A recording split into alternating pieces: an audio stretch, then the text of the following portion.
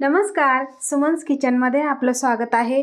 आज आपण थंडीमध्ये आवर्जून बनवले जाणारे, शरीराला भरपूर कॅल्शियम देणारे बाजरीच्या पिठापासून लाडू कसे बनवायचे ते पाहणार आहोत।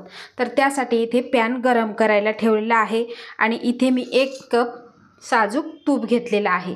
यामधलं आपल्याला अर्धच तूप पॅनमध्ये घालायचं आहे।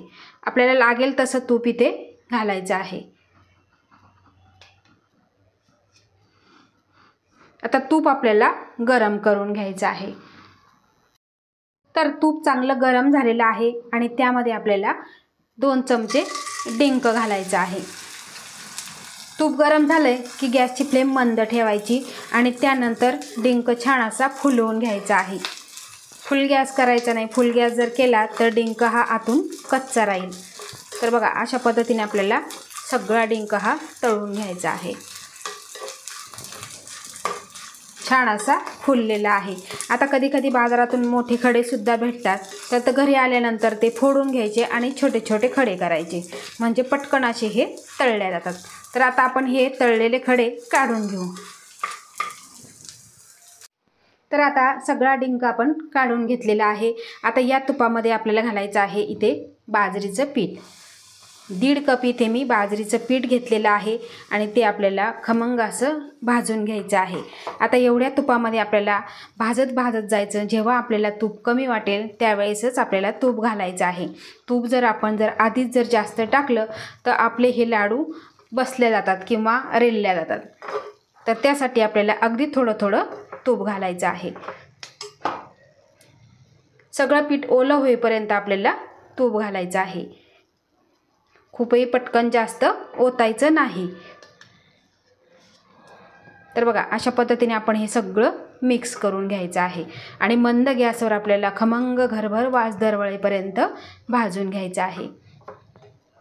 आता थंडी आहे त्यामुळे बाजरीची भाकरी खाल्ली जाते किंवा बाजरीचे लाडू, थालीपीठ असं खाल्लं जातं आणि ह्या पिठामध्ये भरपूर प्रमाणामध्ये आयर्न असतं, फायबर असतं, कॅल्शियम असतं आणि ते खूप आपल्या शरीरासाठी पचायला सुद्धा हलकं फुलकं असतं आणि फायदेशीर असतं। त्यामुळे थंडीमध्ये आवर्जून ही बाजरी खाल्ली जाते। अशा गाठी मोडत जर आपण पीठ भाजलं तर आपल्याला तुपाचा सुद्धा अंदाज येतो। अशा गाठी मोडत आपल्याला सगळं हे पीठ भाजून घ्यायचं आहे। आता मी तुम्हाला पुढे सांगणारच आहे की आपल्याला तूप लागणार आहे की नाही, किती तूप लागलं हे सुद्धा मी तुम्हाला सांगणार आहे। आता ह्या गाठी झालेल्या आहे त्यामध्ये सुद्धा तूप आहे, त्यासाठी आपल्याला गाठी मोडत भाजायचं आहे। तर बघा, गाठी मोडत भाजायला सुरुवात झालेली आहे। अजून मला पीठ कोरडं वाटतं म्हणून यामध्ये मी अजून 2 ते 3 चमचे तूप घालणार आहे। आता 1 कप तूप घेतलेलं आहे, ते वजनी 150 ग्रॅम आहे आणि 1.5 कप इथे पीठ घेतलेलं आहे, ते 200 ग्रॅम पीठ आहे। आता हे आपण भाजून घेऊ। खूपही घाई करायची नाही, गॅस मोठा ठेवायचा नाही। त्यामुळे काय होतं, एक तर बाजरीचा कलर थोडासा काळपट असतो आणि भाजलेलं हे तुम्हाला कळणार नाही। खूपही गॅसची फ्लेम मोठी ठेवायची नाही, अगदी मंद गॅसवरच आपल्याला भाजून घ्यायचं आहे। तर बघा, सगळ्या गाठी मोडून झालेल्या आहे आणि पीठ सुद्धा आपलं सगळं तुपामध्ये भिजलेलं आहे। आता आपण जसं हे भाजत जाऊ तसं याला तूप सुटत जाईल। तर तुम्ही इथे बघू शकता, पीठ अगदी खमंग असं हे भाजलेलं आहे, सुंदर असा वास सुटलेला आहे। आता तुम्ही इथे बघू शकता, अगदी 2 ते 3 चमचे इथे तूप शिल्लक राहिलेलं आहे। आपल्याला लागेल तसंच तूप घालायचं, म्हणजे पातळ सुद्धा होत नाही। छान असं तूप सुटलेलं आहे आणि खमंग असं हे पीठ भाजलेलं आहे। आता हे आपण एका भांड्यामध्ये काढून घेऊ। आता त्याच पॅनमध्ये आपल्याला गूळ घालायचा आहे। इथे मी 1.5 कप म्हणजेच 250 ग्रॅम गूळ घेतलेला आहे। आता गूळ आपल्याला वितळवून घ्यायचा आहे। गुळाची पावडर जरी करून तुम्ही वापरली तरी चालेल। आता गूळ आपल्याला पूर्ण हा वितळवून घ्यायचा आहे। गूळ किसून घेतला की पटकन असा विरघळला जातो आणि मी इथे सेंद्रिय गूळ वापरलेला आहे। तुम्ही कोणताही तुमच्या आवडीप्रमाणे घेऊ शकता। मंद गॅसवर छान असा आपल्याला वितळवून घ्यायचा आहे। गॅसची फ्लेम कुठेही वाढवायची नाही आणि आपल्याला पाक वगैरे काहीही बनवायचं नाही. फक्त गूळ आपल्याला वितळून घ्यायचा आहे. गूळ किसून घेतल्यामुळे पटकन असा हा वितळलेला आहे. तुम्ही इथे बघू शकता. आता गॅस आपल्याला बंद करायचा आहे आणि सतत याला हलवत राहायचं आहे, कारण पॅन गरम आहे. आता हे बाजरीचं मिश्रण आपण भांड्यामध्ये काढून घेतलेलं आणि कोमट झालेलं आहे. आता यामध्ये घालायचं आहे आपल्याला वेलची पूड. त्यानंतर 3 चमचे इथे मी नारळाची पावडर घेतलेली आहे. 10 बदाम कट करून घेतलेले आणि 10 काजू कट करून घेतलेले.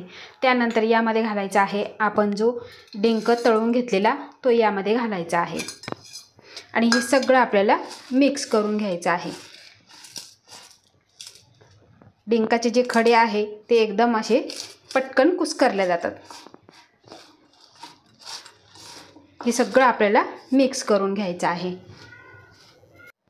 तर आपण वेलची पूड, सुकामेवा टाकलेला, डिंक टाकलेला, खोबरं टाकलेलं ते सगळं मिक्स करून घेतलेलं आहे. आता त्यानंतर आपल्याला यामध्ये गूळ घालून घ्यायचा आहे. तर बघा, गूळ अगदी हलकासा कोमट झालेला आहे, तो सुद्धा आपल्याला यामध्ये घालून घ्यायचा आहे.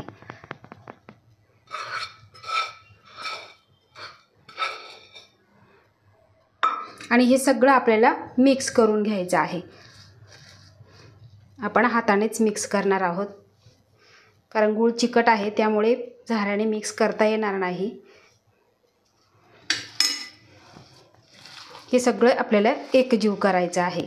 प्रत्येक पिठाच्या कणाकणाला गूळ लागला पाहिजे अशा पद्धतीने आपल्याला मिक्स करून घ्यायचं आहे. तर इथे गूळ घातल्यानंतर सगळं मिश्रण हे एकजीव करून घेतलेलं आहे. तुम्ही इथे बघू शकता. अगदी परफेक्ट प्रमाण आहे. आता आपण लाडू वळून घेऊ. आता तुम्हाला किती छोटा मोठा वळायचा त्या पद्धतीने तुम्ही घ्यायचा आहे. तर बघा, अशा पद्धतीने आपल्याला लाडू वळायचा आहे.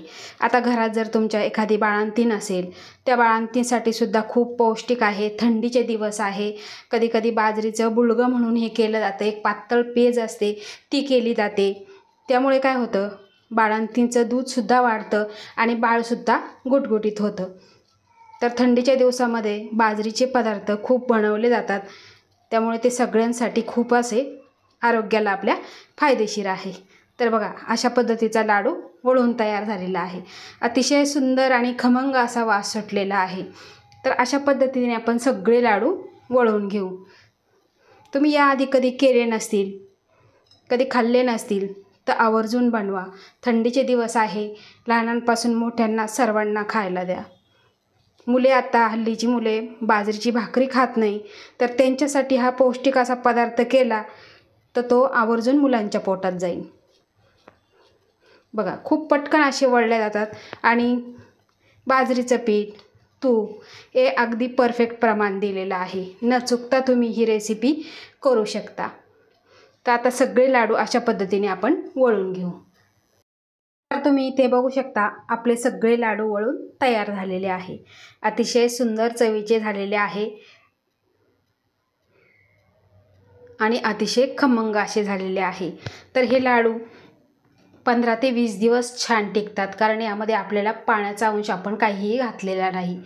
तर आपल्या सगळ्यांच्या आरोग्यासाठी आता मी तुम्हाला सांगितलेलंच आहे की बाळंतीण तिला खाल्ले तर दूधही छान वाढतं आणि बाळसुद्धा गुटगुटीत होतं. तर असे हे थंडीच्या दिवसामध्ये आरोग्यदायी बाजरीच्या पिठाचे लाडू तुम्ही एकदा नक्की बनवून बघा. परफेक्ट प्रमाण सांगितलेलं आहे आणि न चुकता हे लाडू तुम्ही बनवू शकता. आवडल्यास लाईक करा, शेअर करा, सबस्क्राईब करा आणि बाजूचं बेल आयकॉन बटन प्रेस करा. धन्यवाद.